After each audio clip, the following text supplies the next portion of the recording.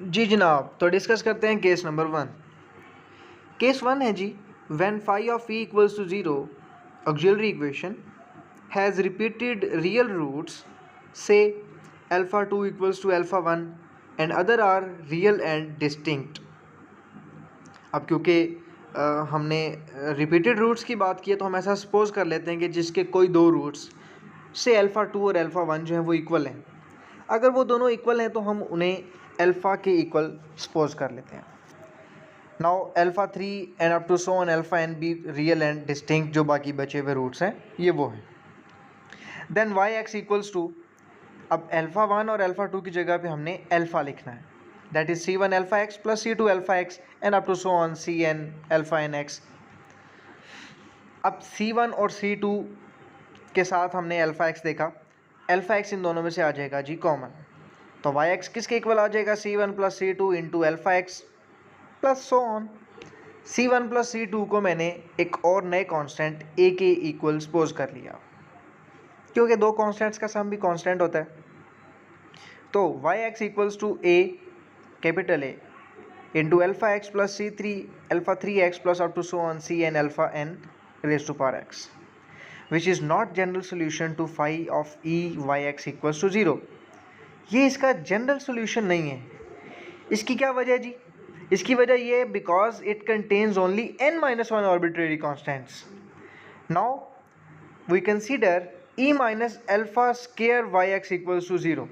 तो इस इक्वेशन का जनरल सोल्यूशन फाइंड करने के लिए हम सपोज कर लेते हैं कि e minus alpha whole square into Y X equals to 0। जब e माइनस अल्फा का आप होल स्केयर ओपन करेंगे that equals to E square plus alpha square minus 2e alpha into Y X equals to 0। Multiplication के बाद हमारे पास जो form आ जाएगी वो आपके सामने है। देन जब ई टू वाई एक्स पे आप डेफिनेशन अप्लाई करेंगे 10.1 सेक्शन वाली, तो वो बन जाएगा Y X plus 2 minus 2 alpha Y X plus 1 plus alpha square Y X equals to 0। ये हमारे पास आ जाएगी जी इक्वेशन नंबर 4। नेक्स्ट, इसे सॉल्व करने के लिए हम एज्यूम कर लेते हैं कि जो वाई एक्स है वो Z X alpha raise to power X के इक्वल है, that is equation number 5 also, where Z X is some function of X. तो इसमें जो जेड एक्स आपको नज़र आ रहा है वो कोई भी एक्स का फंक्शन हो सकता है। इसे हम पुट करेंगे इक्वेशन नंबर 4 में, इक्वेशन नंबर 5 को पुट करेंगे इक्वेशन नंबर 4 में, जिससे हमें मिलेगा Z X plus 2 alpha X plus 2 minus 2 alpha Z X plus 1 alpha X plus 1 plus alpha square Z X alpha raise to power X equals to 0। Next, alpha की powers को हम combine कर लेंगे, तो हर फैक्टर में हमारे पास alpha X plus 2 आ जाएगा जो कि हम कॉमन ले लेंगे। हमारे पास बच जाएगा G Z X plus 2 minus 2 Z X plus 1 plus Z X into alpha X plus 2 equals to 0। G alpha raise to power X plus 2 equal नहीं होता 0 के इक्वल, तो हम दूसरे फैक्टर यानी Z X plus 2 minus 2 Z X plus 1 plus Z x को 0 के equal put कर लेंगे। अब वापस इस पर वही डेफिनेशन ई वाली अप्लाई करेंगे, तो ये बन जाएगा जी ई स्केयर जेड एक्स, जैसे हमने लिखा था Y X plus H equals to E raise to power H into Y x.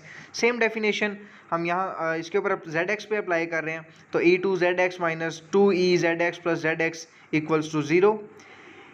Z X common ले लेंगे तो E square minus 2e plus 1 into Z X equals to 0। E minus 1 का whole square हमारे पास create हो जाएगा, that is E minus 1 whole square into Z X equals to 0।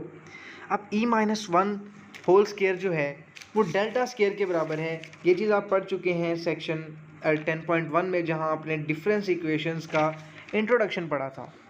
तो delta square into Z X equals to 0। This implies जब हम इसके ऊपर ये डेल्टा स्केयर या डिफरेंस ऑपरेटर ये वाला अप्लाई करेंगे तो जेड एक्स का सोल्यूशन आ जाएगा जी C1 प्लस C2x।